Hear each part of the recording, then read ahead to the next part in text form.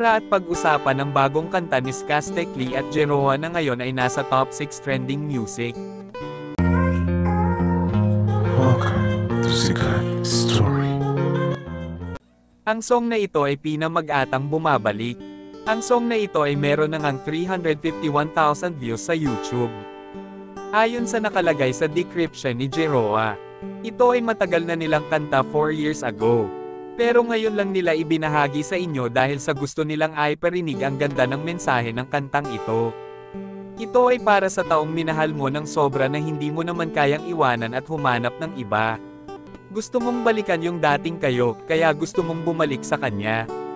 Pakinggan natin kaunting clip ng song nila.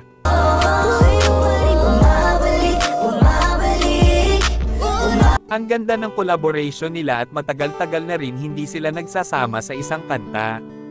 Kaya naman ito na ang inaantay niyong kanta nila. Basahin natin ang comment. Yung nag-aaway kami tas mapapakinggan ko ta.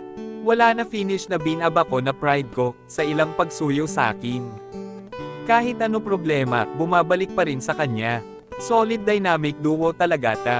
Kakamiss pati yung pagbanggit nyo sa name nyo kaka E-Boys is back. Dati sa IG live ko lang napapakinggan at hindi pa kumpleto, ngayon nilabas na.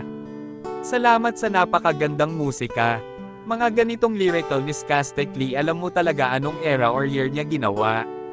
Comment kayo sa reaction nyo sa bagong kanta nila Jeroa at Skastek Lee. Yan lang ang mainit na chika natin ngayon. Halina't mag-like, share and subscribe.